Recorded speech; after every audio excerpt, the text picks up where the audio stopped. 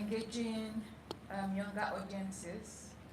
So, but like now, we all know it's no news that quite a number of times, as the generations are going by, we are losing our cultures, as it were. I don't know if everyone here can speak their particular dialects. Like, I am a Yoruba woman from Ogun State, Ikija, Ijebu, but I cannot speak Ijebu.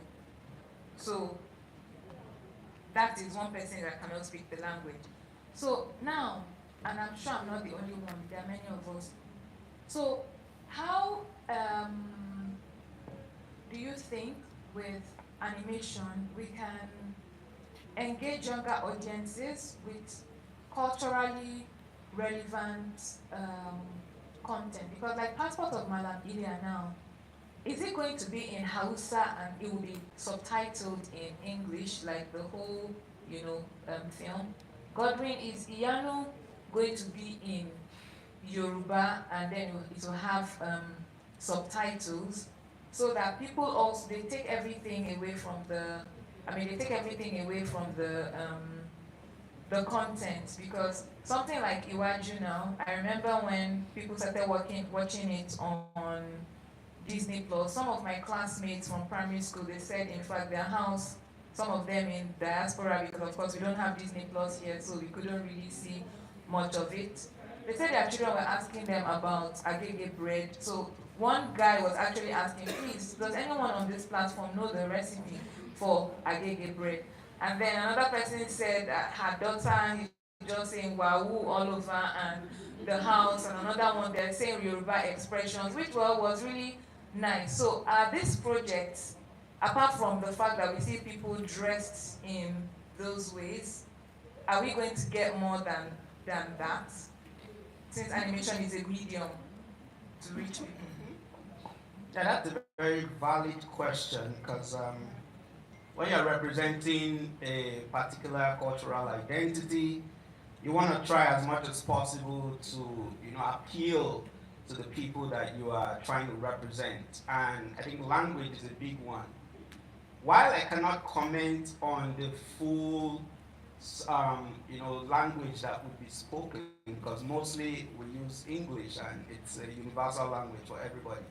What I do know is that we've tried as much as possible to inculcate like little catchphrases that are very particular to a particular group of people. And some of the things you would hear in Iyanu are very, very like Yoruba centric, right? So you hear the king would naturally call the king Oba throughout the show, right? And then people would have to Google, oh, what does the word Oba mean? And then realize, oh, it comes from like Yoruba origin or Benin origin, and things like that. We have clothing that the characters wear. Sometimes there's no like English translation for some of the clothing that they wear, but there's like Yoruba names that are very familiar, right? You say the Oba wears an agbada, right? Or an ashoke. Those are words that are very unique to the group of people that you are trying to represent. So we try as much as possible to use those kind of languages to still pass the message of culture, right? So even if, yes, there's a possibility that the show would entirely be translated into those languages. I don't know the full details of that. But what I do know is what I've told you, that there would be subtle hints of the culture's language within the show. So that's beautiful to hear, because I'm also curious about that project. So for the Passport of Madam Ilya, it's 70% English, 30% Hausa. And the reason why we had to do it like that is because we want a film that everybody can watch, a film that we can actually export, and everybody can actually be part of. And for me, I see this film as the book. The writer is an Igbo guy, Super Frequency, right? That grew up in the North, and his experience shaped the storytelling as well. And in as much as, yes, I know that most Northerners, we want it, the whole thing in their language. We can always have a dub, right? And that's what we can do about it. But for me, I feel like it's also movie making is also like a museum, right? It's how you export culture. It's how you um, um, tell other people about your stories and your truths. And for me, we want people to get it as much as possible. There are people that watch films and they just kind of know how to switch between the visuals and the subtitle. I don't know how to do that easily, right? For me, if I'm watching the movie, I stick to the visuals, and I'm like, sometimes I watch the whole movie and then come back and start reading subtitles, right? Because the movie is quite image heavy, and we kind of explore arts and different art styles and everything. So we want those works to be absorbed properly, and I don't want that whole switch between trying to understand the text and also trying to balance the visual as well. But there's always room for dubbing.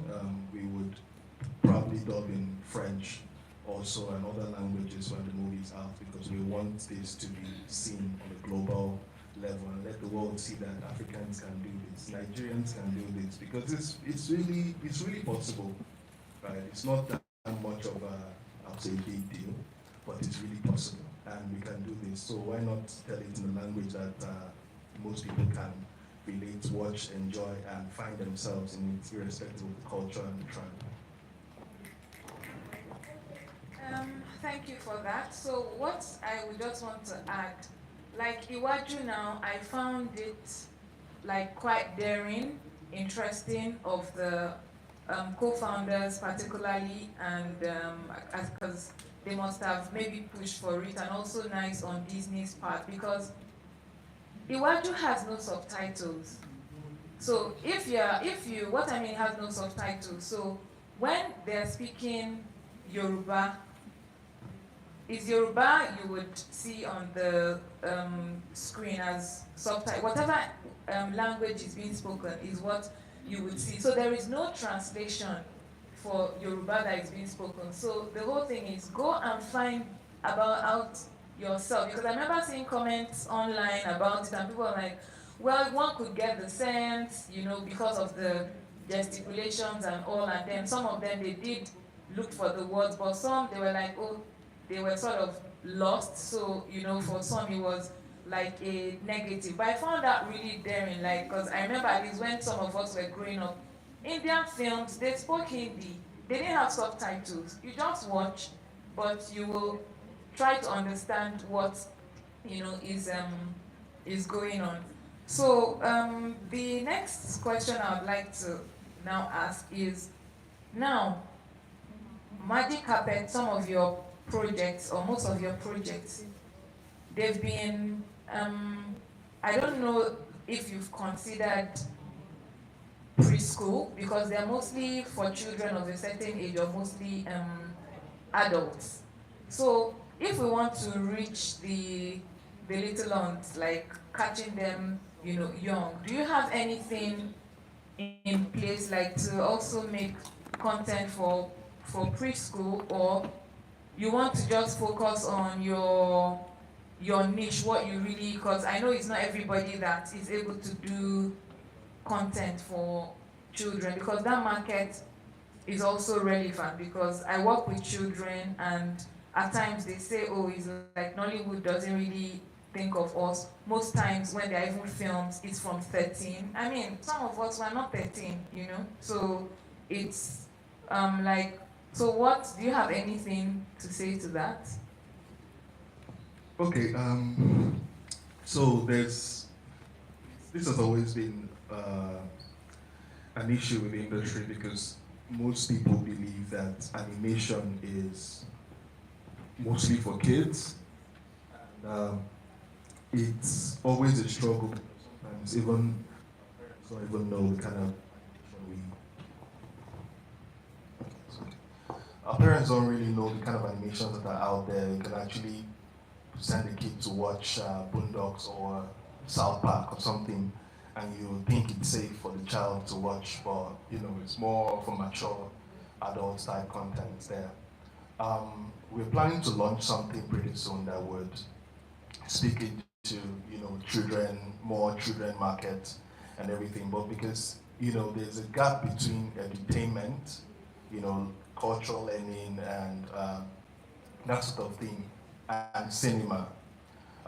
Because we are very neck deep into cinematography, film, storytelling, sometimes there's always that gap between how do we try to make kids, where do we bring kids in, where do they fit into this picture.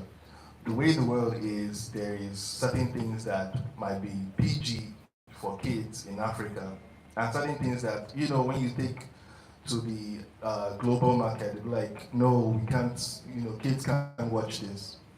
So we really don't call the shots in terms of what is even accessible to kids on a global scale, right? But I think through certain platforms like YouTube and all that, kids, they love to watch things over and over again, so they want to go back and watch that material, entertainment material, as much as possible. They can watch it 100 times and sing along with the song and learn languages and all that stuff. So that's completely different from film, right? So we are planning to launch something. I don't want to disclose much about it, but we are planning to launch something. So Yeah, just to add to what Chek said. Actually, if we're supposed to delve into, I'm trying not to talk about maybe challenges, right? But I think it's kind of impossible not to touch a bit of that because animation is very hectic. It's very hectic, right? A lot of people just say, dude, why have you guys not done this for kids, right? And then they do not realize that you need a full-blown team in order for you to execute a proper, production that is, dedicated to kids, right? And again, there's something about consistency. If you're supposed to start something, you're supposed to ensure you see it through to the end. So we've had several situations whereby you start something and then, you have to stop halfway. We, as a studio Magic Carpet, we try to ensure that, whatsoever standards we're creating, it's sustainable in the long run. Part of what we're also trying to do, right, we have the Magic Lab organization whereby we try to train people because we're realizing that the industry is still very, still developing, right? There's a lot that needs to be done. We're taking it one step at a time. We see the importance of, educating people and seeing how we can build that capacity in such a way that this is no longer a problem, not just for us as a studio, but for the industry generally, whereby, you can easily get animators, you can get people to execute all of these ideas, because trust me, there are a lot of writers, a lot of people who have ideas for children's story, but then you get to the point of execution, you realize, okay, you don't have so many animators, right? That's something that we are trying to also see that we provide solution for. Also, a bit of what I would also like to talk about is the fact that, like Chek said, a lot of Nigerians, and I won't even go as far as Africans, right? Because when I went to, the Durban Film Festival, I realized that it's not just a Nigerian thing. A lot of people see animation as just something for children. So the repercussion of that is that if you eventually have maybe something out there, for example, like a film, right? You have that situation whereby people, maybe adults do not want to go see it, right? Because they feel it's just for children. Then that affects, your financial stability as a company. And at the end of the day, even though you are passionate about the idea, you need to also create that balance. Whereby as much as you're making film, you need to also make money to, sustain the business on the long run.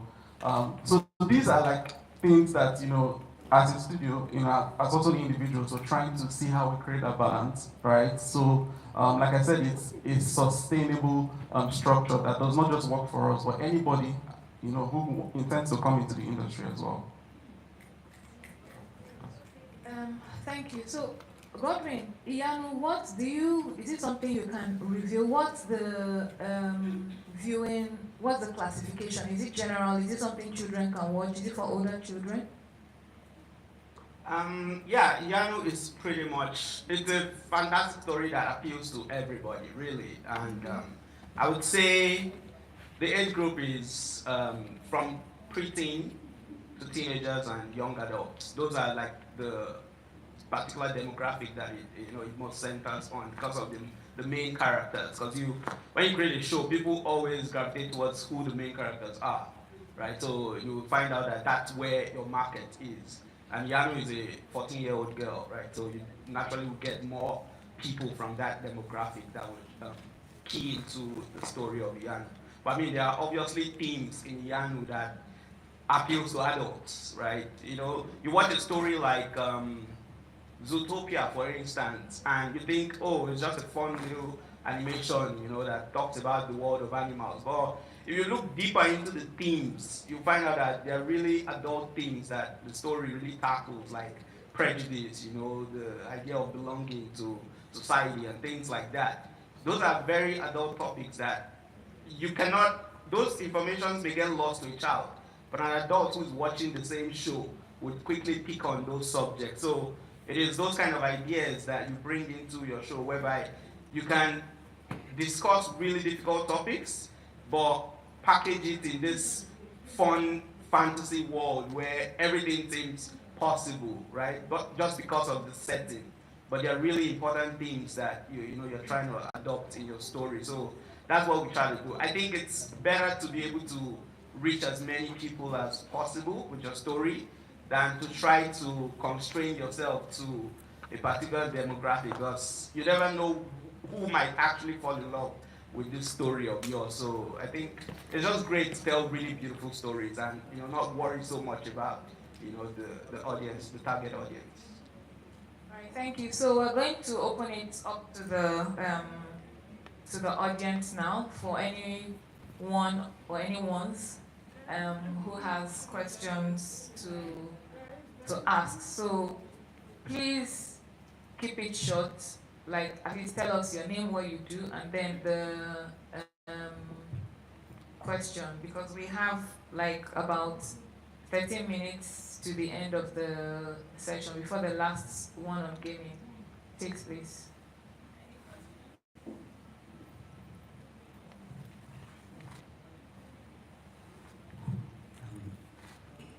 Good afternoon. Well done, and thank you for the insights that you shared. My name is Joshua Labi. I am a filmmaker, but quickly, my question is,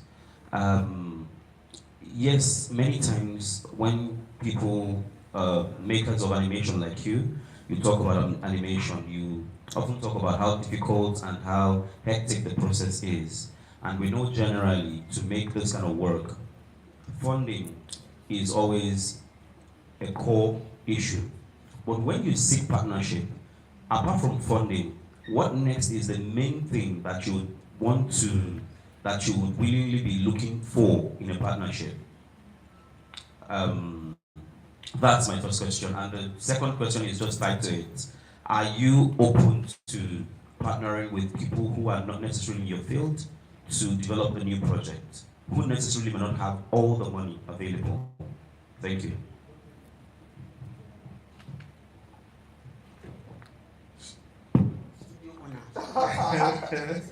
Okay, that's a beautiful question. So I think we are open aside from financial partnerships. There are other ways. I think animation is really a collaborative sport. It involves music, writing, acting, riggers, painters. Kind of takes in. It's greedy. It's a greedy medium. Takes in everything, right? So I think we're very open to those kind of partnerships. People barely reach out. In fact, we even need more artists most times to work with. But sometimes, the economy also comes into play. Foreign studios might pay more, and if we give you what we can afford, you might not, want to vibe with that.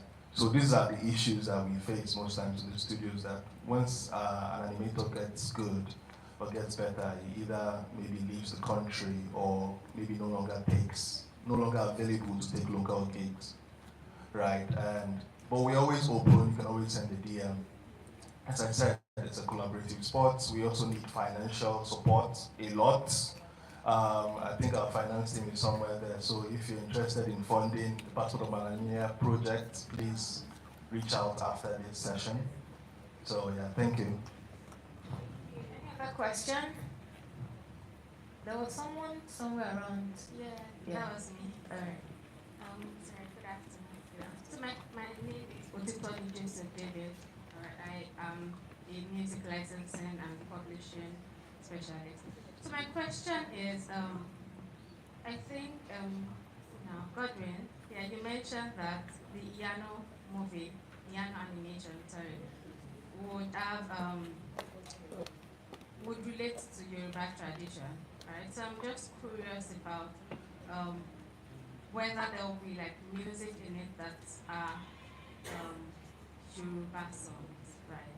Such that while the movie is playing, as you said, ma, that for Iwaju, right, there were kids saying Wawu, saying Yoruba words just from their subconscious, asking about Agege bread and or, and I feel like music can do that to your subconscious, right? Just listening, watching the movie, and then listening to the songs, you get to like imbibe some. You just start singing, even if you don't know what they mean, right? And that's the way to spread culture, that's the way to spread tradition. So I'm just curious about what music we can look out for, or how music, what role are we giving to music in animation? So that's just Yeah, that's a fantastic question. Thank you very much. Yes, Iyanu actually, we have a theme song for the show already. That's online, if you care to find out. And I believe the song was performed by Yemi Alade, and it's really beautiful. It's one of the most beautiful things I've heard. And it is this kind of theme songs that make it through the entire show, right? That one is like the one that was released online was specifically for the main title, and I think you should really go and listen to it. There are some Yoruba words within the song, but it's predominantly spoken in English or sung in English. But yes, I agree with you that through music we can, empower, some of the cultural heritage that we want to bring into the story, and we are hoping that we can even get a lot more of that going on within the show.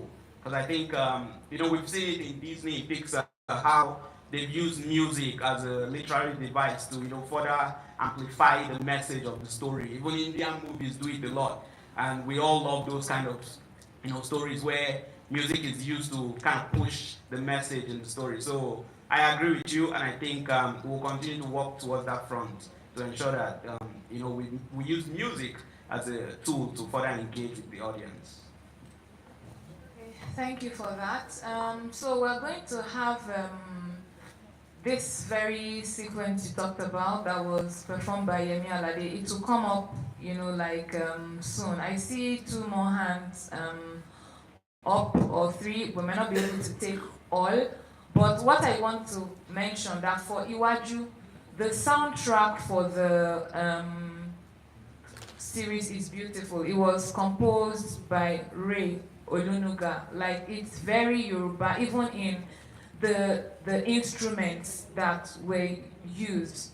In some of the soundtracks, there were songs, but some of them, they were just like instruments. Like, you hear deep drums, like the bata drums, the gong gong, you hear those, you hear even the bells, like this agogo. So it's on all the music platforms, Spotify, everything. So I'm sure that will come up. So there is a hand on the topmost. I don't know if we can get to her. Do you have a mic? Yes, Okay, all right. So good morning, everybody. I'm sorry, good afternoon, everybody. I am Ifeoluwa, and I am majorly in the field of project management. And yeah, I'm very curious, and this question is directed to the three of you. I'm very curious as to the position of AI in your fields, or the future of your niche when it comes to AI. Thank you. Thank you very much.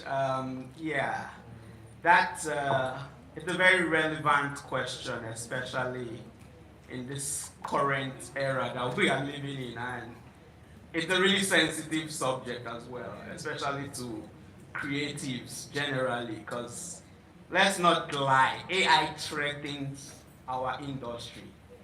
It does threaten our industry, and we are beginning to see the reality of that, with some of the downsizing that's happening on a large scale.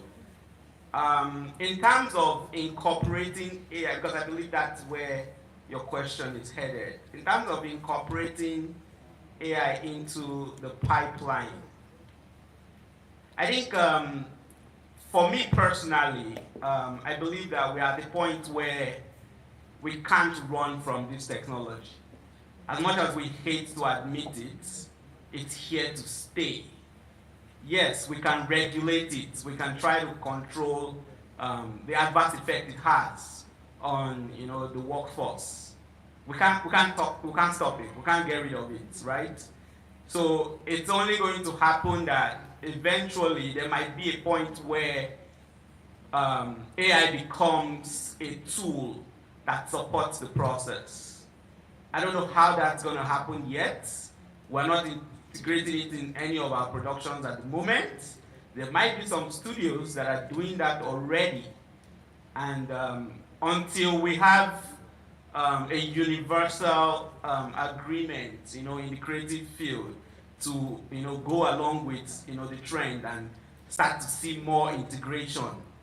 For now, we are trying to keep our hands clean and, just empower more artists and make sure that we give artists the voice and the power to represent their own ideas and not subcontract the ideas to an artificial intelligence. Yeah, okay, I would just like to add a bit to that, because for everything, there's the ethical and unethical. Like, while I'm not a great fan of AI, but some people that are on the left side of, it's not left as in negative, they're like, AI, ethical AI, can also be helpful, because the general thing is that AI is just, people believe, is a summation of stealing people's works. It's some kind of plagiarism, like taking things from artists, like works online and all of that. So it's to see what the people studying the ethical aspects, well, they should keep on, let's know what's ethical. But every day people are crying on LinkedIn, ex Pixar, ex Disney, ex this, like people are losing jobs. So as Godwin said, it's really taking our jobs. But we need to keep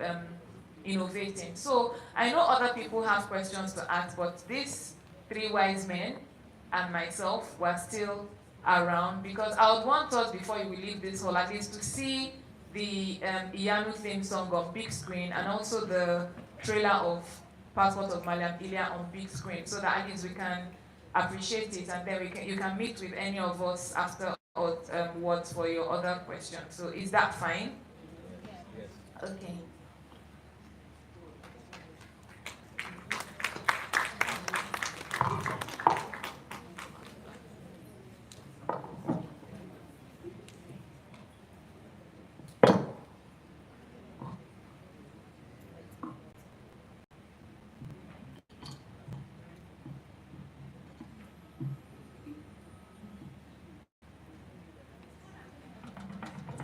Can we have the light on, please? Kill the light, please. Kill the house light, please.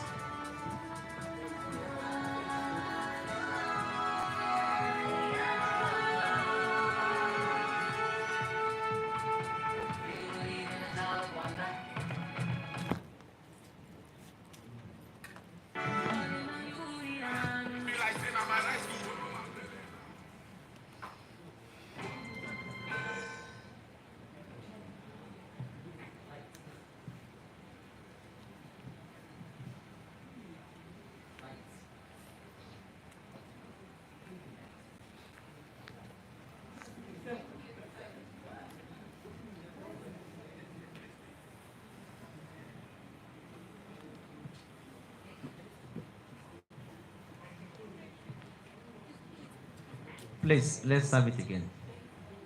From the control room.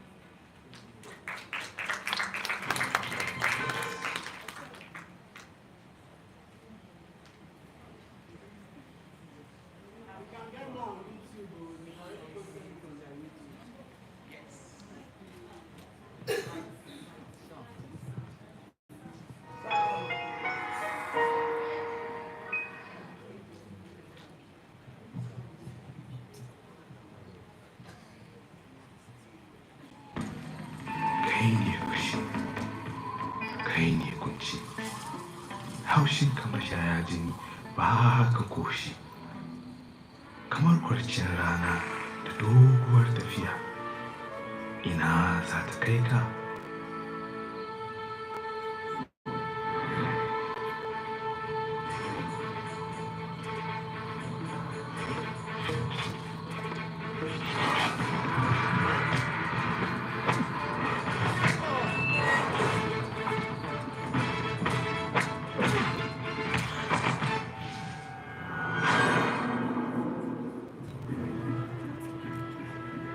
gama ita hanyar ramuku cike take da guguwa kuma kamar ruwan dare babu wanda ya san ta.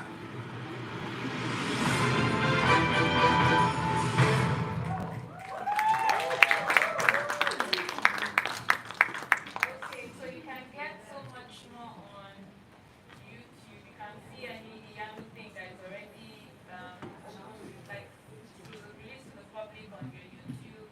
Magic Carpet also on YouTube, and they're on Instagram as well. And as I said, after this panel session, you can meet them outside. But don't go away because the last panel for the day is on gaming. Because gaming is another interesting, aspect of this space that is growing in this environment. And one of the panelists, Obi, he was the one that also did the mobile game for Ian, the Rising Chef that Tolu mentioned earlier on in the first panel. So be sure to stay around. It will start in like 15 to 20 minutes. So thank you so much for.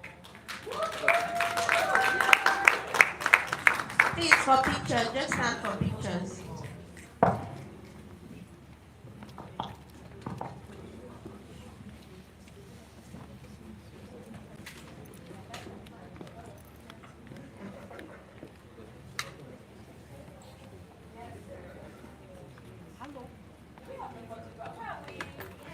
It's in front of you.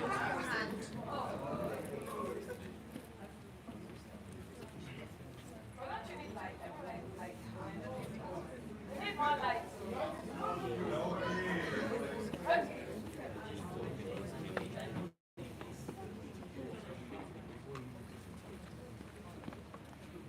Are we fine? You tell us to change ourselves.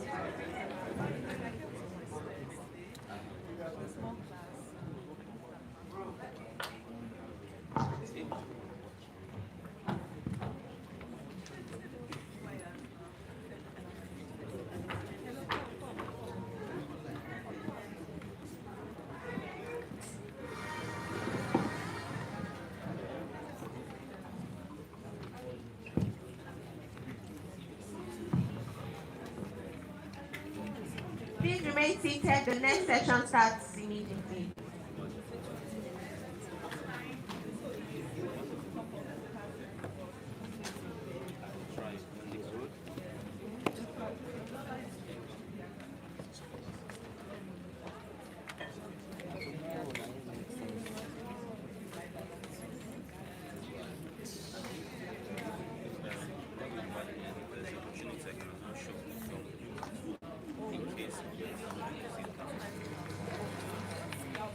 find this in one minute before I get the note.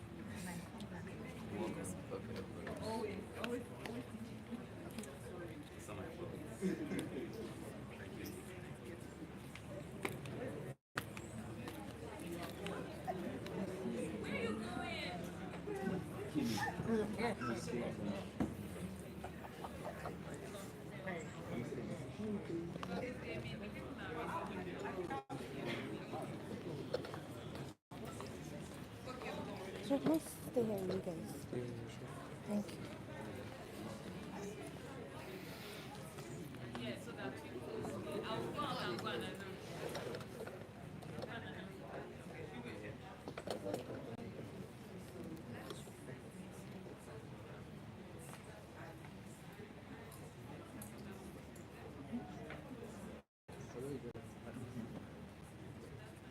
So the next panel session starts now, and it's on global gaming success in Nigeria, the road to international markets. This panel session will be moderated by Bukola Akingbade.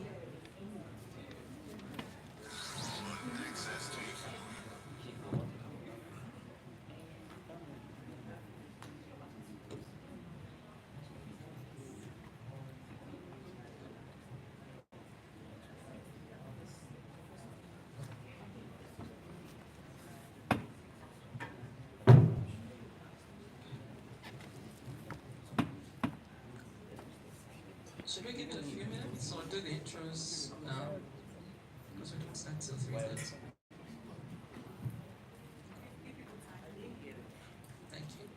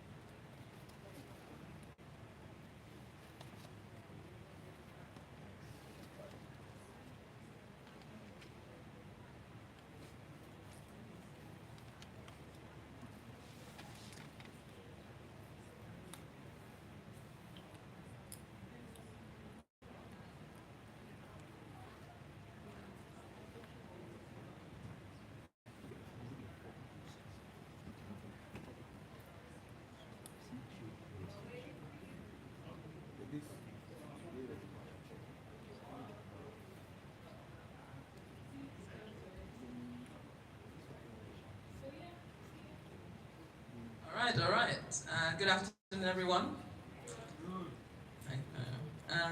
Yes, welcome to today's Global Gaming Success in Nigeria, the Road to International Markets panel.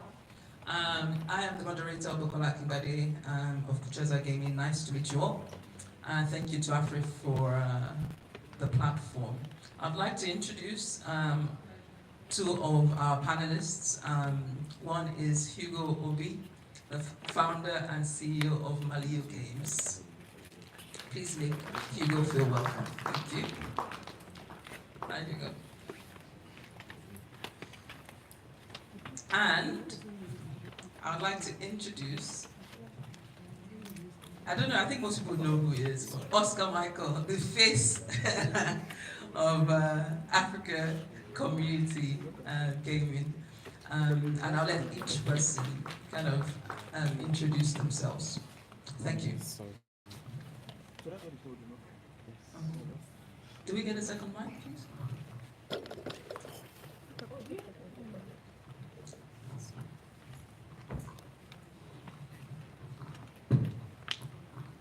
All right, thank you. Nice to see you. All right, we'll start with brief introductions. So I'll start from the end. Oscar, please introduce yourself. Yeah, thanks, Anna. Pleasure to be here, everyone. Good afternoon. My name is Oscar Michael, and I'm the founder of Africa Communicate. Africa Communicate is a launchpad for stakeholders in the African video games, immersive and interactive media industry.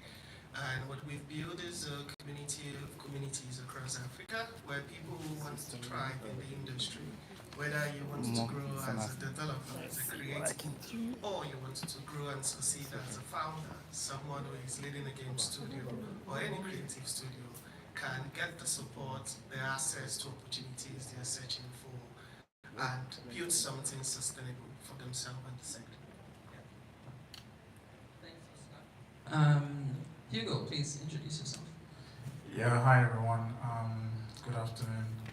So I run a mobile games development company called Malio Games. We're based here in Lagos, Nigeria. We focus on telling stories through the medium of video games. We think of ourselves as sharing African lived experiences with the world through games. There are about 36 of us now. We are, even though we're headquartered here in Lagos, we're spread across 5 African countries. We've been around since 2012. So we're one of the older players within the mobile games industry. Yeah, that's who we are.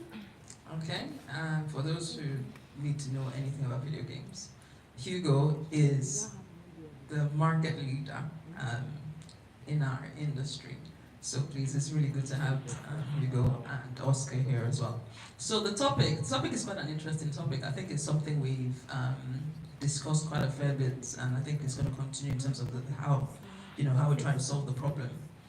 So the global games industry is a really, really massive industry. It is bigger than a combination of film, music, and some other entertainment sectors. It is, I believe, close to $180 billion. And the question is, how does Nigeria play in that global industry?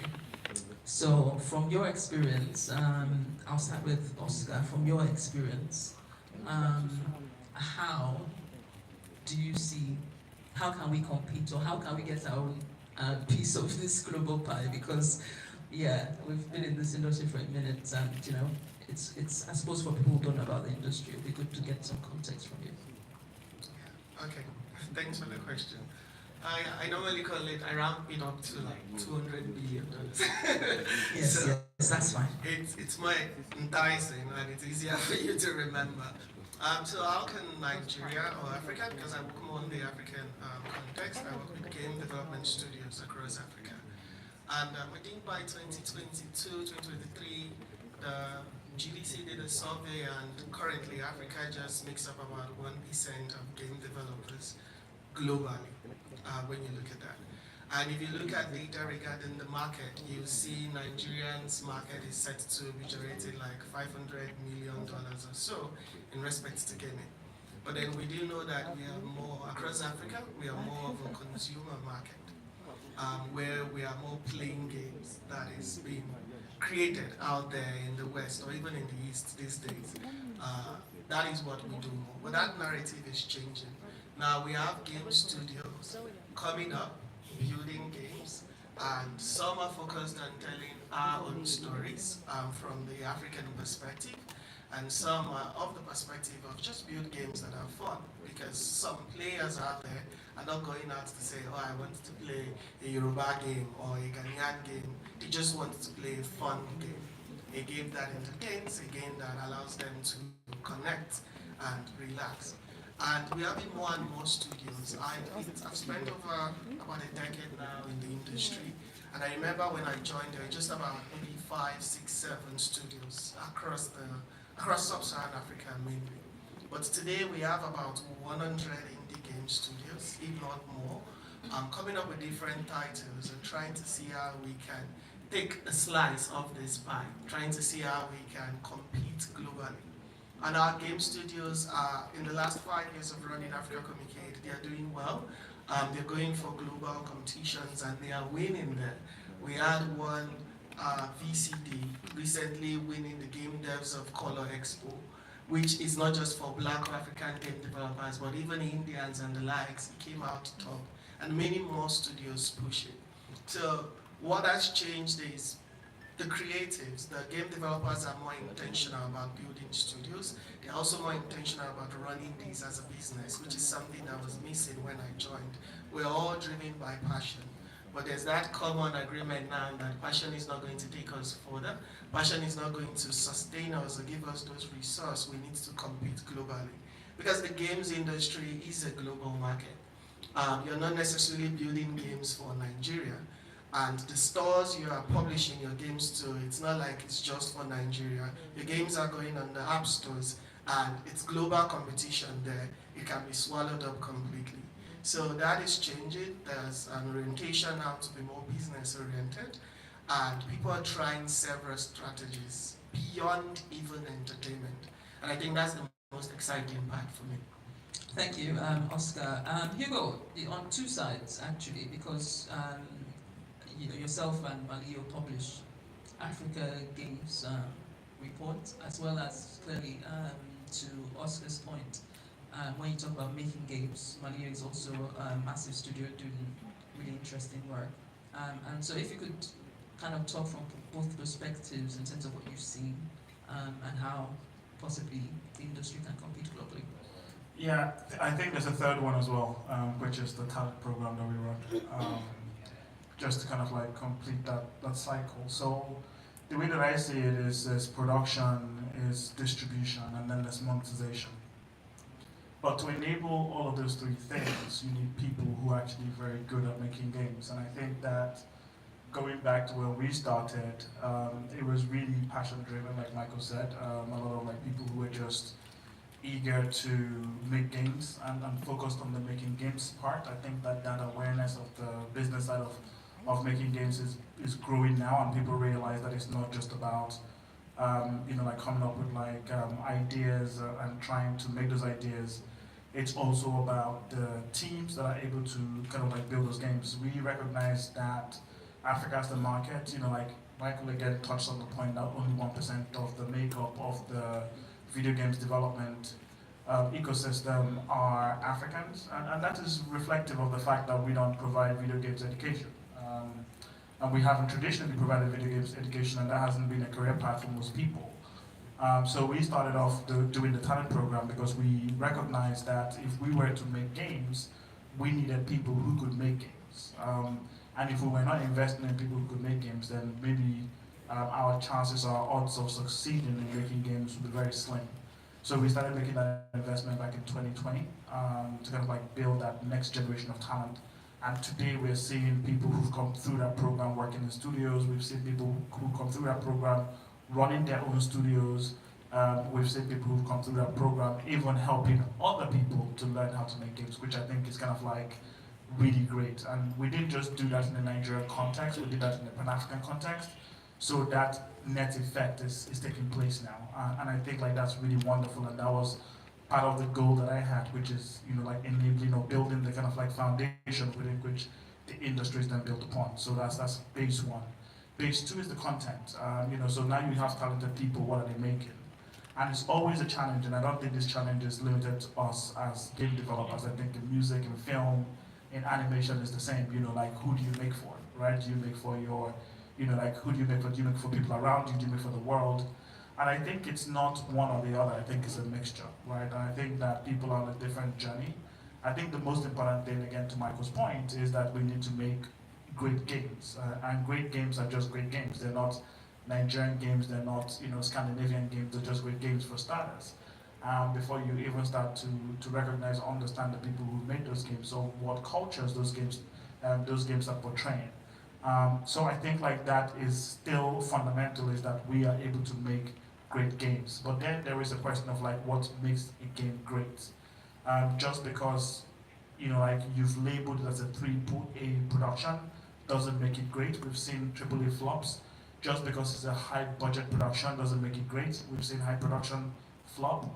Just because it was made by one individual also doesn't make it great. We've seen multiple of those. So, like by market definition, it's really about market success. That's what makes a great game.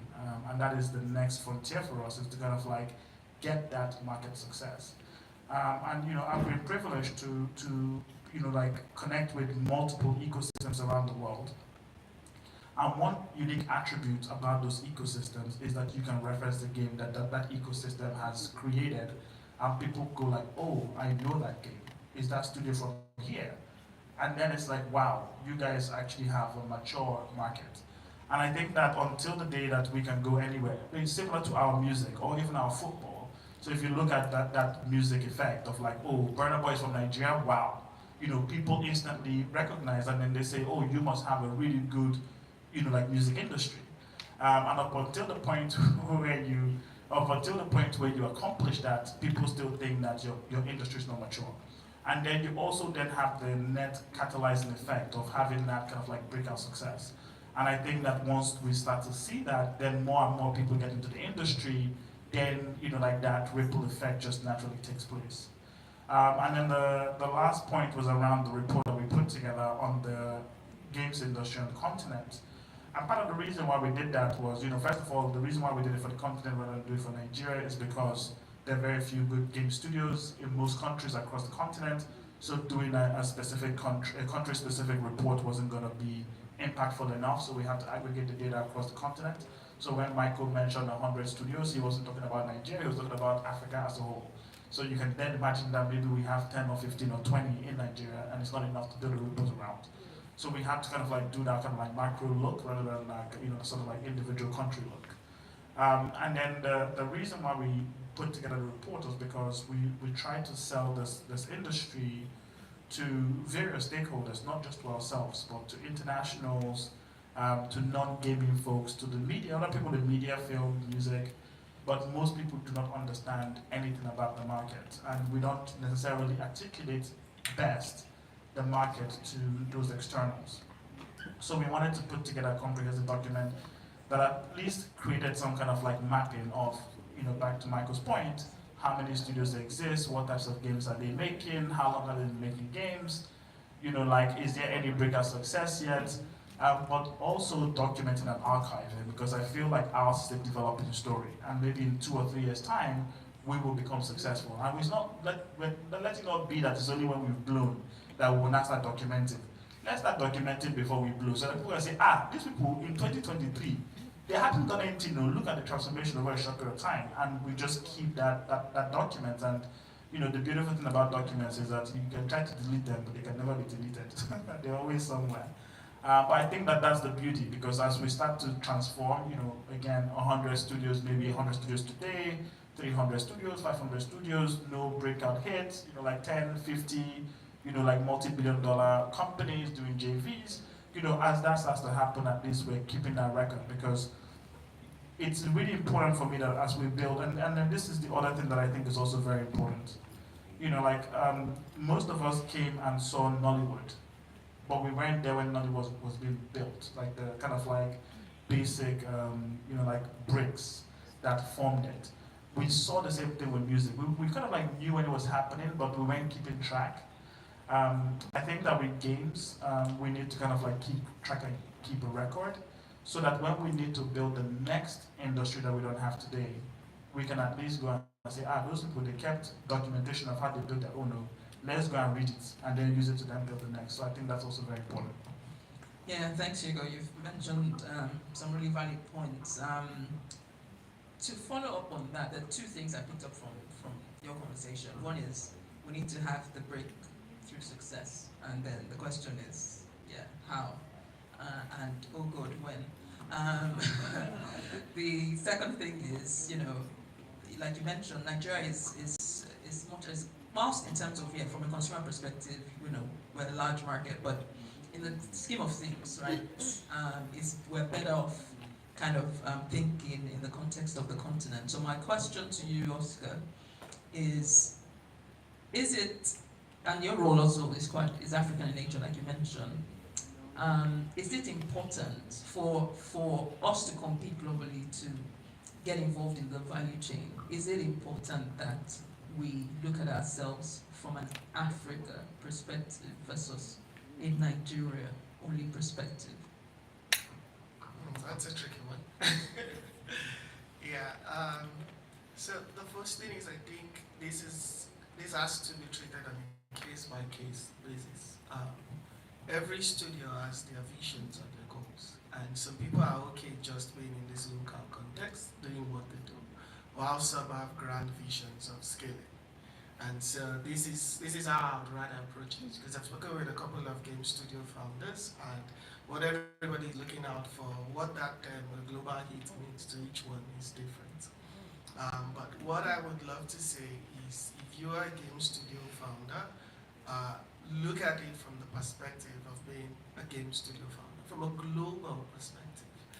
The African market is still being developed.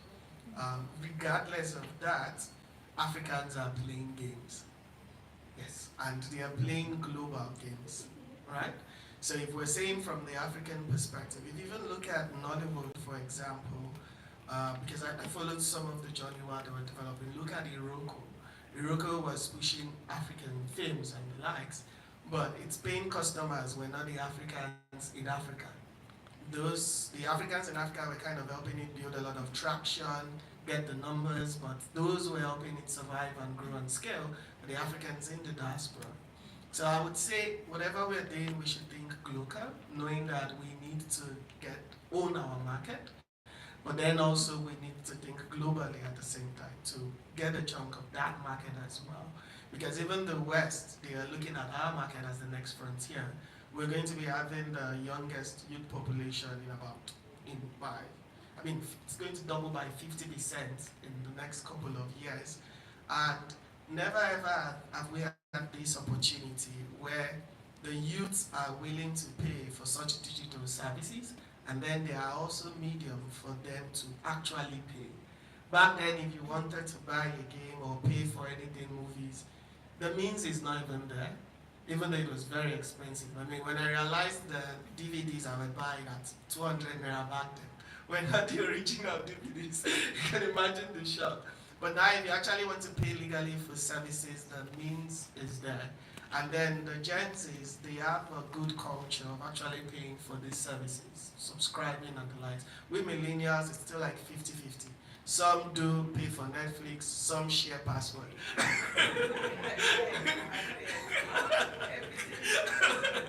Right? But the Gen Zs really have that culture. And so this is a huge opportunity for us. So we have to think of how we can own our market, create something that people in our market will be interested in getting, but also think globally as well, knowing that even in terms of nationality, that has changed. In terms of identity, a 7-year-old might be Nigerian today, and in the next 10 years, he's American. And that's how he sees himself. So the world is changing. We have to think in that route as well, and think globally. Thank you, Oscar. I have a question from the audience. Just show of hands. I play video games. Okay. All right. All right. That includes Scrabble. You do what? I play Candy Crush.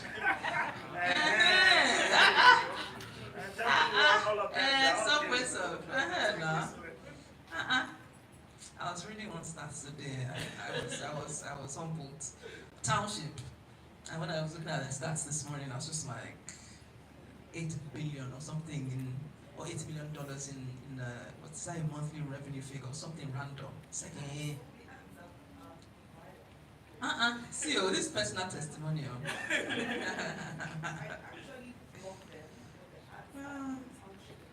Yeah.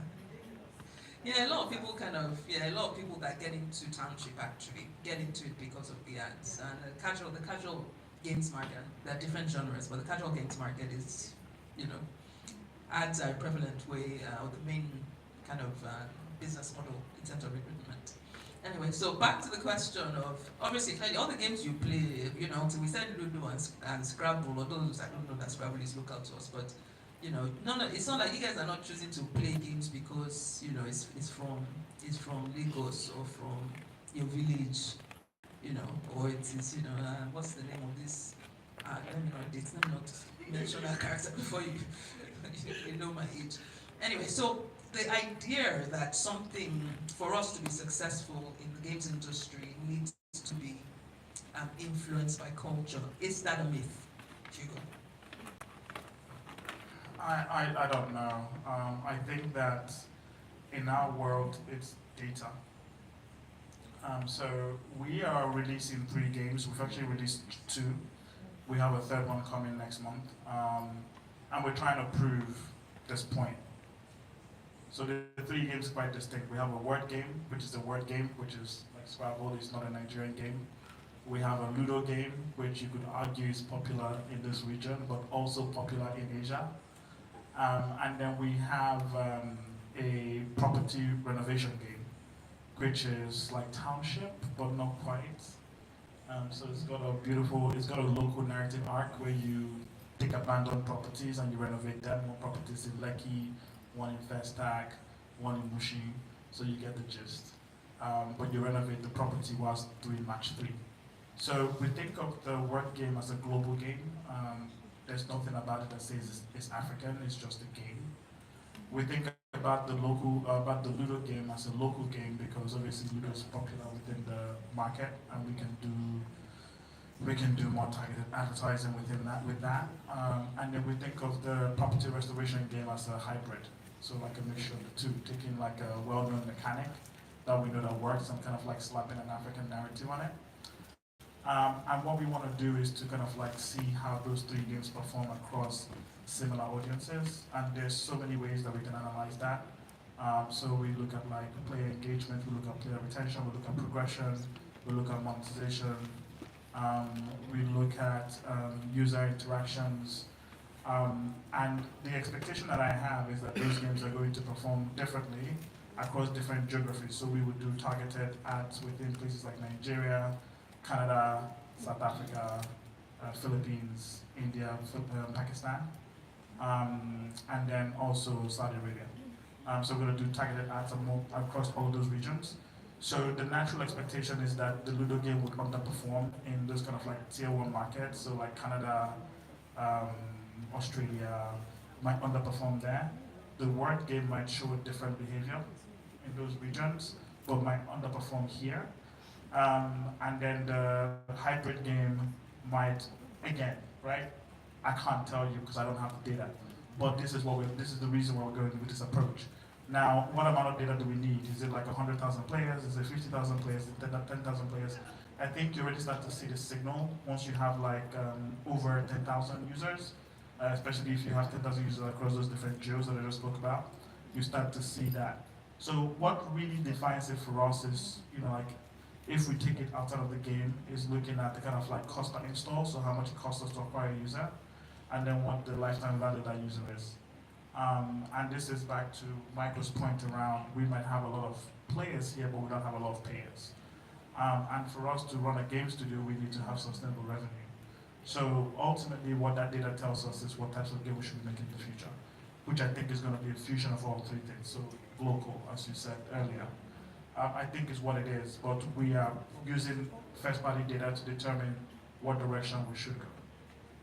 Thank you. So, a similar question, but I'll tweak it a little. So, with so clearly, I'm the youngest in this industry versus, the people on the panel. And when I interacted initially with the sub-game developers, their games were developed based on, oh, this is the kind of game I like this is what I want to make. Not a lot it didn't sound like a lot was driven by data versus what Hugo has explained based on his experience and, what the studio is currently doing. Do you find that to still be the case, or are people now embracing data to plan what types of games they release locally or on the continent? Yeah, it was the same thing I experienced when I got in. They were, before anything, just game programmers, right? So at Africa Communicate, we run 2 fellowship programs. One is the Spark and the ARC program. The Spark is for people who want to get their skills and join the industry, like newbies or creators. Whilst the ARC is for the game studio founders to learn how to run sustainable businesses. So we take them through, it's a pre-accelerator. We don't have the funds for acceleration. So we take them through an entrepreneurial program for about 6 months where they are learning the business side of the sector. They're getting connected with global stakeholders and learning. And one thing we've been pushing is for them to be data-driven. And we've already seen that in some studios. For example, the game studio, Dash Studios, they built the game now based on data. They did a lot of research. They spoke to stakeholders from King before they even started building that game. And the game is what we call Animal Place and Tales. That game we play on paper. And they built the game, the digital version now, and that's like a big hit for them right now, before they moved on. So that's one way data, because even when you're running a startup or a business, you have to go and do your market research. And until now, most people were driven by, oh, I love this game. I want to build a version of this game, my own version of this game. Or I have this idea I want to follow. But now people are actually using data to back those decisions. Another thing studios are doing right now is also looking at market opportunity, not just data. So as we know, to run a studio, you need revenue, you need funding to be sustainable. So be it a certain agenda that is being propagated globally, or an opportunity. Say, for example, why do you think most studios are now creating culturally themed games? It's because they know there's a market for this, or there's funding opportunity for this. So if, let's say, for example, there's a funding opportunity to create something about the Yoruba culture, we're beginning to see more and more African game studios go and create games around that so that they can go for that. We're seeing that with climate change as well. We're seeing that with education as well. So in these cases, it's not just the data of Africans or people are playing climate change game. There's a market opportunity for you to build games in this context and actually make social impact and generate revenue. So these are the 2 ways I'm seeing studios going, using the data of players or market opportunities to drive the decisions. All right. So in terms of really breaking into this international market, one of the problems you've highlighted is funding. Clearly, I'm sure that's not news. Hopefully, that's not news to anyone. Hugo, what other issues do we have? I know initially you had mentioned talent and the fact that we don't have a video games, I suppose, pipeline from an education perspective. What other issues need surmounting? Yeah, so I think mine kind of like sits in the middle. I think that obviously you need people who can make these games, and then obviously you need money to be able to get these games to market. But in the middle of that is actually experience, which is not quite people who can make the games or the money. Money buys your experience, but also making great games also buys your experience, right? So there are 2 ways to go about it. And the reason why experience is the thing is that you don't know what you don't know. You have like the known unknowns and you have the unknown unknowns. The known unknowns is what you think you don't know, but there are things you don't know that you don't even know. I think that's really what it is. And again, like I said, I've been privileged to be in other ecosystems, and this is not just. Okay, so somebody posted a picture in a group that you and I are in, And in that picture, it shows like somebody climbing a hill, right? And then they had this caption like, "This is what game development looks like," and it was like a really really steep hill. And then when the person got to the top of the hill, there was another mountain that was like 3 times the size of the one they were climbing before. And this is what marketing a game looks like. And I think like the misconception is that, you know, like I would make a great game and that game is gonna become a market success. And, you know, that is further from the truth, like way beyond. Like the only reason why we can even do remotely the things that we're able to do is because of the number of people that we have. And, you know, like we have disciplines that a year ago we did not have. And we're building disciplines in areas that we didn't even have before. So if I just use data as an example, you know, most people think about data as a function that just focuses on like data analysis. But it's not just data analysis in terms of analyzing. So you have monetization experts, you have UA experts, you have level designers, you know, like then you have your data analysts. These are like 4 different people doing the same function or similar function.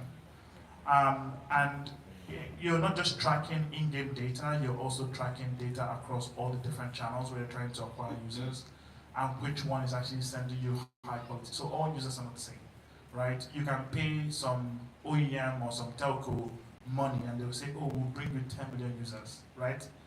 They will give you 10 million real people, but those are not even people that you, like somebody will give you 10 or give you 100 and that 100 is better than that 10 million, right? Now, the sophistication to track that kind of data is not something that most of us understand or know, right? And that's just one. And then like, you know, something else is kind of like tracking in-game activity. So like tracking people within the game itself. And then looking at conversion points. So like, you know, like somebody's playing a game, playing, right? At what point will they start to pay? And how can you make them pay? And do you even stop them from playing? Say, bro, you've enjoyed enough, pay something. You understand? If you don't want to pay, be going. Because you see, there's like someone come to and watch a movie for free. At some point, you turn off the thing and just say, the petrol don't finish, go to your house, right? Because if you're, yeah, I mean, you watch 3, you now still want to watch 4th one, it's enough, right? So, you know, like ultimately, the only way that we can continue to make games is by generating revenue. And the toolkit that we go to, it's like going to war, right? Going to a gunfight with a straw, not even a knife, right? With a straw, what are you going to do with that, right? Or with a toothpick, right? So like that's pretty much the space that we're in because the people that we're up against are fully armed, like to the T. And I think that that is what I mean by the unknown, is that most of us don't know what the people we're up against have. Like we don't even know what they have. And we think that, oh, it's about competing globally. Like we don't even know what that means in reality. So, you know, like it goes back to my point around talent development. So just because somebody's a data analyst doesn't mean that they're a good data analyst for games. Just because someone's a programmer doesn't mean that, you know, like it's a mindset. That's really what it is. It's a mindset thing, right? Because the way that we analyze data, the way that we track data, what we do with that data, right, also matters. Because that is not the difference between somebody who analyzes data and says, oh, you know, like this person spent 3 hours, right? What we do with that data is, okay, have they paid, right? If they spent 3 hours, should they be paying, right? Did we ask them to pay? How many times within that 3 hours, how many times did we ask them to pay, right? Did they reject every single time we asked them? You know, like that's mindset, because someone is like, I'm not doing, like, just, you know, that too much question. But that's what we do, is to track every single action and then say, okay, if this person has stayed here for this long and we have to ask them this many times, right? And each time they say no, we need to increase the frequency at which we ask them, to the point that every action they took, would you pay? Would you pay? Because it's kind of like telling you, please, be going, right? We don't want your business. They're going to get frustrated like the lady in front for township. I mean, like again, like I said, you know, like, so this is now the business side of games, right? If somebody spent, let's say, 10 hours playing a game, right? Do you, I mean, and they haven't paid once, and they are not interested in paying, do you need them to continue playing the game? it's not an open. I'm just saying. I mean, obviously, but you can also change that from 10 hours to 20 hours. You can change it from 20 hours to 50 hours. But the point is, these are like triggers. These are like touch points that we would institute, and we do all manner of like analysis. So we'll do like A/B test. We'll do one group 15 hours. We'll do another group 30 hours. We'll see how people react. We can also do cohort analysis. So we'll only expose it to like a small segment of our users to kind of like see if they get annoyed. That's when people will now start leaving comments in your app saying like, you people have changed strategy, blah, blah, blah, blah, blah. You can also do focus groups. You can also get some of your users in and say, okay, why are people not paying? They say, we have too much currency now, what are we paying for? Everything that we already have it, we're already transacting. There's no incentive for us to pay. So like that, like that. Yeah, so, with what you've said and the unknown unknowns, right, it's, people in the audience might kind of hear and think, where are we going to start trying to fight in this global space?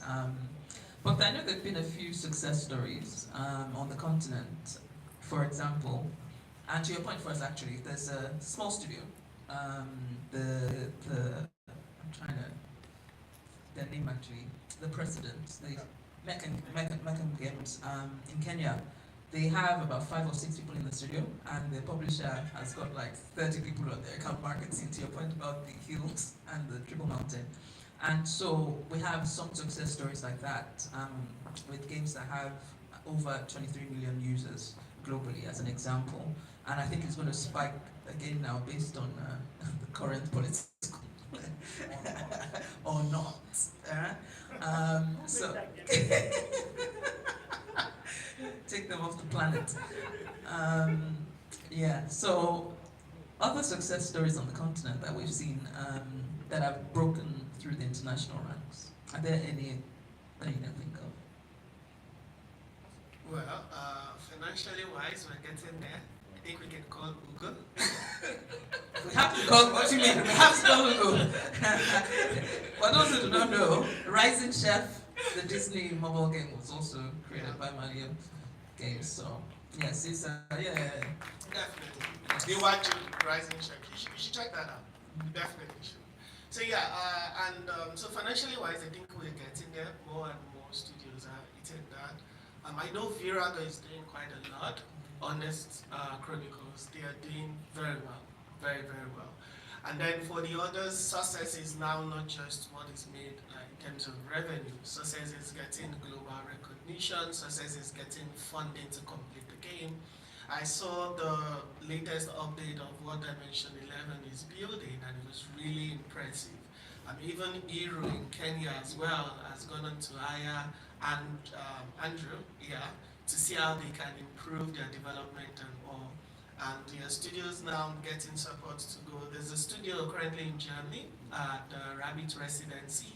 So success for these studios, based on their stages and being able to meet those new milestones, is really different. And financially as well, I think we're getting really closer.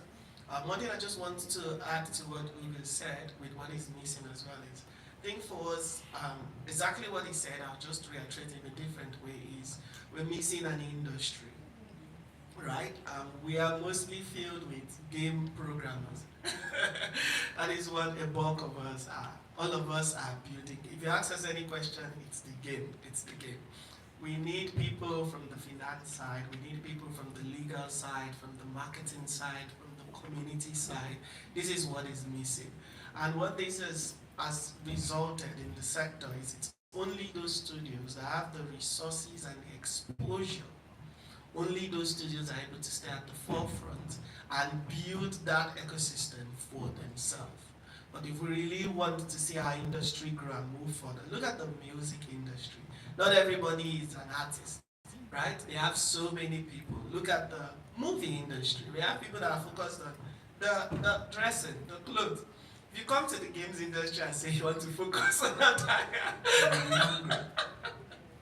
yeah, so this is what we are missing, but that is changing. And I think the more we do that, the more we build an ecosystem around our sector, the more we'll be able to go. Because there's so many things we really don't know.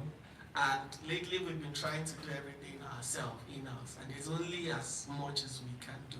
But But when we have these other sectors, these other professionals, like look at Meccan Success, if they didn't have a global publisher, really, even with the game, if they build the game to that same level, would they be where they are today? So that's something we are looking to see happen in our sector. That's something I know can push us further to do more. Yeah. Okay, thank you. So your point about collaboration or exposure or stuff like that, I'm going to just tag on to that. So outside of making our own games that we're kind of really focused on, for this question, can we explore conversations around co-development, outsourcing as a pathway for global, to kind of get involved in this global success for the games industry? Yeah, Hugo, co-development and outsourcing. I'm not a big fan of co-development, of outsourcing. So, just for those of you who don't know, outsourcing essentially is where a production house asks a local studio in Nigeria to help them with art or help them with some bit of engineering or UI or do QA, do play testing. There's nothing wrong with it. It's just it's based on something called a man-month rate. So you essentially charge for every single person. So essentially they're outsourcing their functions. So like if you hire 10, they'll hire 10 people. No, you would hire 10 people for them. They will pay you. You pay those people. When they're done, like you plan your own. So I think it's not sustainable. So funny enough, I was in Finland last week, and we had people from India, people from South America, and then a few people from Africa who were part of that delegation that was there. And the South Americans have this issue. So unlike other regions, they don't have a lot of like independent studios making their own IP. But they have studios who have been doing outsourcing work for like 30 years, 40 years, on the biggest IPs you would ever know. And whenever they try to do their own thing, they either get acquired, right? Or they get given like, here's a lucrative $20 million deal for the next 5 years, don't try it, right? So they've never been able, there's not one studio in South America who has done a breakout game, not that I know of. But they have multiple billion-dollar businesses there, right? So I think it's a trap. That's why I stay away from it. It's a billion-dollar trap. I like the trap. I like the trap. I like the trap. Yes, I stay away from it. So it's anyway. Oh yeah. Just another example is what Microsoft did with what's that their developer team, the Africa developer. ADC. Yes. ADC, right? Just like that, they shut it down. That's the problem with it. Just like that. Oh, we're cutting staff, we're cutting 10% of our staff globally, and they just shut you down. And then loads of people become unemployed very quickly, right? So it's a mindset, right? And if your mindset is the only way to survive is by getting these deals, then that's all you do, and that is the problem that the Brazilian studios have. They know it. Yeah, so globalization, yes, you want to go? Yeah, go on. Yeah, it can be a problem. But when you look at our population, I mean, that's how Andela positioned Nigeria and Africa for tech, right? Literally, outsourcing, because not all of us are going to have a game studio. Of those that would have a game studio, more is going to have a successful game studio. Now, why I do like that approach is because if you even look at the studio joint play games currently in Finland, it was formerly Nukema Interactive. And they were building lots of games as well. But how did they manage to keep their team for up to like 5 years to working with them?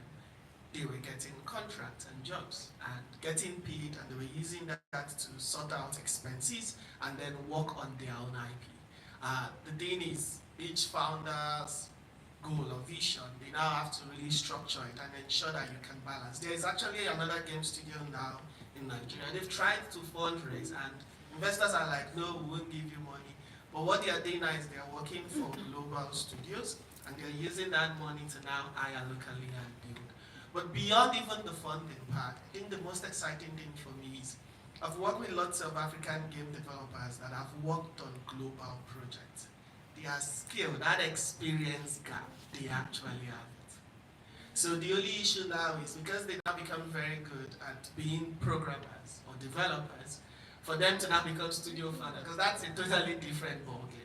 So perhaps we need more of these experienced people to keep on growing in their skills, keep on building. And then perhaps if there's funding, definitely, I've spoken with a lot of them, they are really interested in seeing, okay, how can they work for a local studio? But the issue that is there is always our structure in local studios. It's not properly set up for these people to work in. But that skill gap we have, because it is the creative industry. And in the creative industry, it's the more you work, the more you have experience. And the kind of project you work is what would expose you to that extra skill you are looking to get. Yeah, so that's why I'm up for it, because we have a game developer working for Azure Games right now. That's like one of the biggest publishers. And when he's talking, he's saying things that I can't even imagine, right? He has worked on projects that when I see them, my mind is blown. These are the kind of people that will most likely make those high-end games of tomorrow. But now we can't afford them. So we keep on looking to build a structure that they can come back to. I think that's a great point, that the more you do, the more you learn.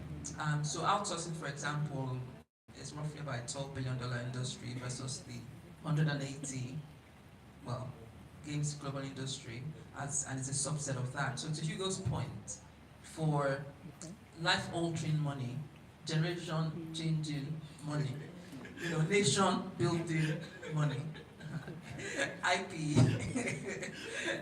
trying to get that IP that becomes a big hit should remain in focus, and so that we don't go back to slavery and slave trade. But we can walk and chew gum.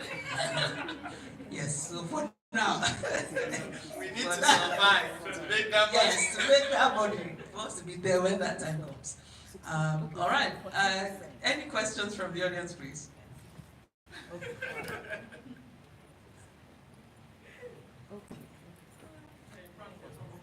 front first. Thank you.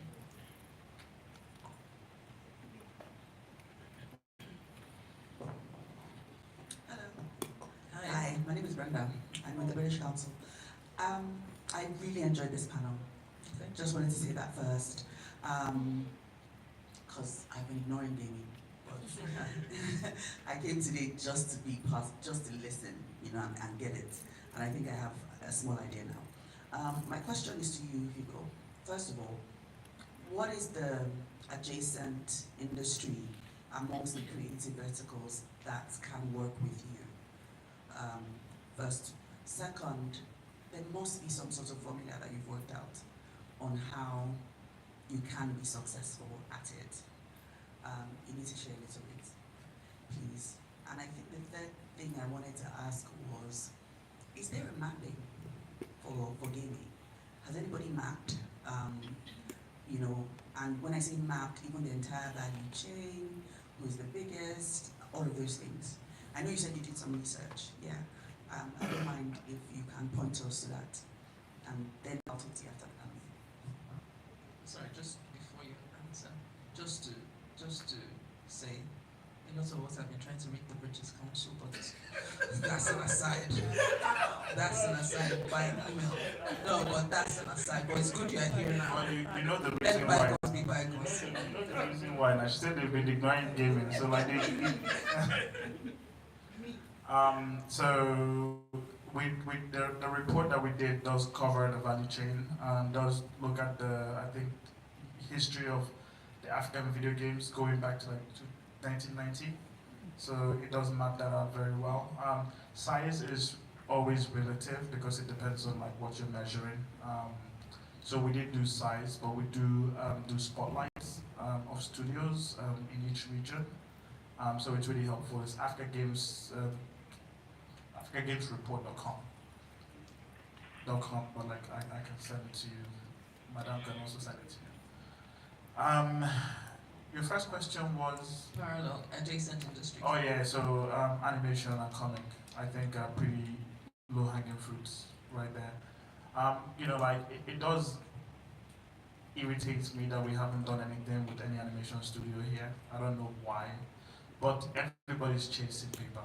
That's number one. Number two is that I guess a lot of people do service work, and that is also part of the reason why collaboration is tough, Because if you remember what I said about service work, which is based on man-month, you can't then assign that one person Why are you to pointing to me when you're saying No, Alex, because you are for it. You are for it. You are for it. I'm so for it, for the growth of the youth on this continent. But it's a trade-off, right? It's a trade-off because like that creative expression is hampered, right? And I think that when you talk about the secret sauce, like that we figured out, is that so I sent an email to my team last week and I tried to kind of like share with them what we're playing for and the risk that comes with it. And at the end of that email, I said to them, imagine, what would it look like if we fail, right? So we shoot for the moon and we fall short, which is back to this whole, we run out of funding, we're out of jobs, right? But imagine if we succeed. And I think like that's it, right? Because ultimately, what do we want? We want to be able to do what we love, and we want to do it now on our own terms, right? If we have a bigger success, I've been with studios who have, like printing machines in their basements, right? And they can do whatever they want, right? Like in gaming, that's what the music artists can do, right? Like with their big hits, they can sing whatever they want, right? Why can't we do that with games? And if we were in a position where we could make whatever games we want and money wasn't a thing, right? What games would we make? And that for me is the North Star. And I always shoot for the North Star, right? Like I would rather shoot for the North Star and miss it rather than shoot, like for the floor. There's nothing there. I might as well go work at, like one of the banks, right? Like what's the point?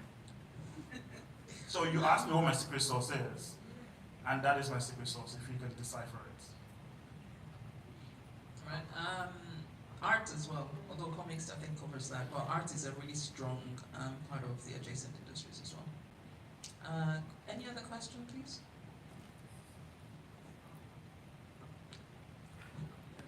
Good afternoon. All protocols duly observed. I keep hearing Play Store, games on Play Store. I stand to be corrected, but is there any Nigerian game on like the PS5, the PS4, Sega, or because as a gamer, I only see those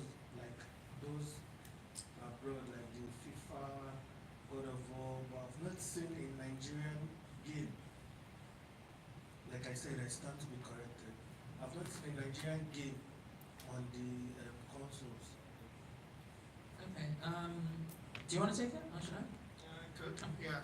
So we have a lot being built for, especially Xbox, if I'm not wrong. Yeah. Yeah. We have a lot being built for Xbox currently. And if you look at the African context, I think we have Orion, Orion, yes, by Kiro Games from Cameroon on Steam already, and they're also on Xbox as well currently. So that's also because before now, I mean, even right now, Africa is seen as a mobile-first market. If you ask almost everybody in the room, where do you play games on your mobile phone, right? And so this also helped a lot of game developers look at, okay, if I want to take charge of this market, I need to look at mobile first. And then when you're building for consoles and the likes as well, it takes a lot more. It might look like you're just building the same game, but it takes a lot more. Legends of Orisha, for example, that's a game that's going to be on Xbox. I think they're targeting PS5 as well. They've been in development for 4 years plus right now, right? So, and they are working towards it. So we have more studios. I know Deluxe Creation Studios is working on the Chike in the Metaverse. That game is going to go on Xbox and Steam as well. There are more and more games. Bison's game, The Saints, just recently released on Steam. So we have those games out there, and we don't have a lot like that. If you go to the South African market, there's a lot more of such games on those platforms, Steam and Xbox and the likes. But it's a developing market. It's an area where more and more game developers are looking at. But we've always been mobile first, pro-mobile first, because when you look around you, most people are playing games on their phone. Also, when you look at the global games market, it's driven in growth by mobile. So it's not just us, actually. In terms of even global revenue, mobile is probably 49% or something. So it's mobile is the largest bit of that pie, and it gives Africans access, so to speak, in terms of the explanation, to be able to at least compete on a certain level. Yeah. Plus, it requires, I suppose, less in terms of manpower and resources, possibly, to deliver. Just to add to that, so if you think about what we said earlier about the developer community locally, right? It's a fraction. We talked about the lack of experience within that. Platforms like Xbox and PlayStation essentially are more tailored for AAA big production. So it's like Hollywood. That's what they're designed for, right? It's Hollywood production, not Nollywood, not Bollywood. Hollywood production. The other thing to also bear in mind is consumer market.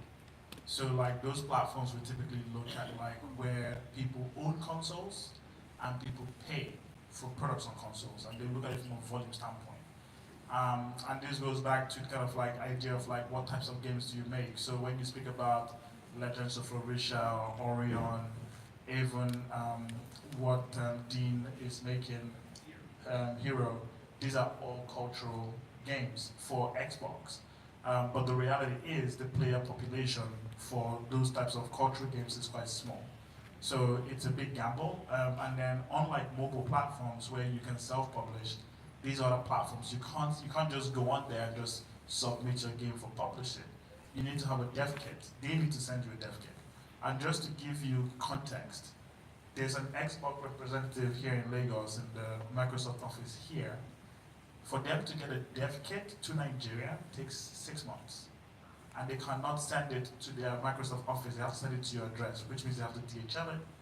And all of that is written off in Seattle, at their HQ.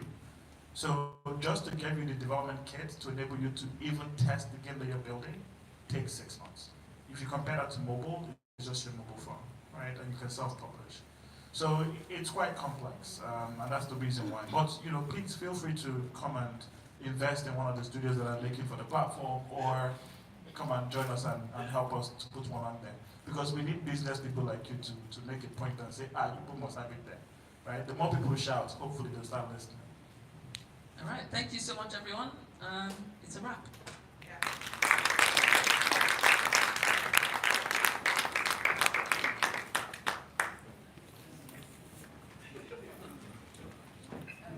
Please stand for photographs.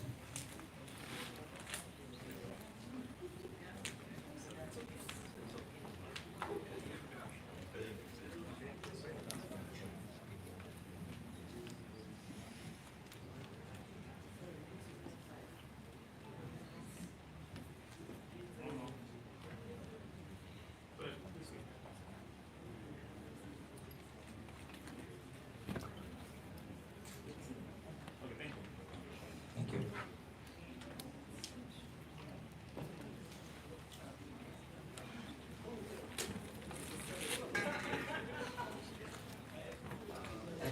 So much for coming for our panel session, and it's a wrap for today, and see you tomorrow.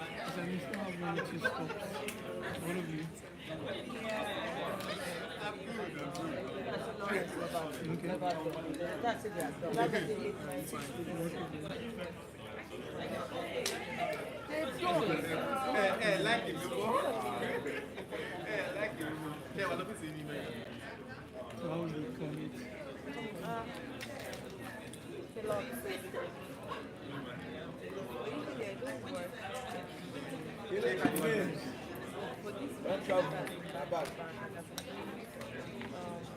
working hours today, Because of the Afriff. Okay. So you have to be there. Any particular reason? Why you have to be there physically? When you say cover,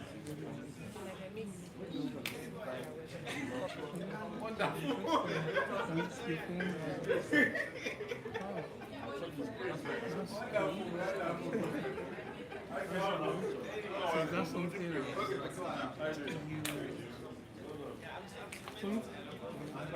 you're on your way? Yeah, how about wait down? I'm living in a few minutes. Alright, no one. We'll talk now. Alright, I'll make it. Bye. Is that something like you learned? I can hear you. In school? Or something has something to develop? Yeah, there's something I just try to see the time, watch certain videos, study online. Just to pick up myself. But you know, experience is usually the best teacher, so just doing it over time, back to back. So that's like, what's it called now? Videography? Yeah, like film videography. Film videography. So I recently just suggested it my company, like you need someone that is professionally good at it to come and then train the type of people don't they find me, they tell me. Actually, sweet that honey. She wanna be my honey. Oh, no, so honey. Try to hide the evil, cause they think that they're funny. Into my boss, slap cookies, way too funny. I can't trust one another. I stick with my bros keys, cause yes, that's my brothers. I'm toxic as fuck. I tell my ex that I love her, she my lover. When I pull up to the end, she's my son. Money where they man they buy, I'm where the girl them want. Between you and dog, it's better to cry for fans than to cry for us. Ever since I buy mans, since I buy mans, now I find ladies. Do you like how to read for these videos? Or just been like, That's not from the direction I want. okay. Like, do you mind if I shoot you? I just got to go basically just Afriff from my own view, from my own eyes.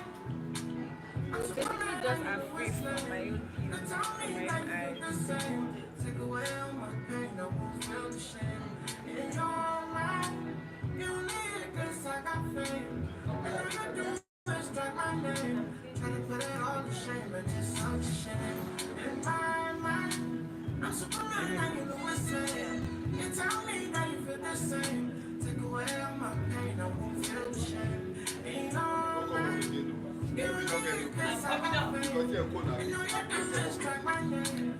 Try to put it all to shame, and it's such a shame. I got the bullet. I could have got you, just a new place. That's what you remind me of. Remember you this. You never get my blame. I wish I knew that. Then when we carry this, we go very much shit. And you come on my side, my way one day. How many don't know that? I feel like one day. Now I'm telling you, because in my mind, I'm so I don't know when that time is. I don't think that I feel like I probably still have a lot to learn before I get there. Like, but I don't think that I really got my I'll mention for God has kind of like directing me towards something I feel like that you give me love, I give you back. You give me this, I give you that. One time, I don't know who you are, so one time. If I leave you, now you are gonna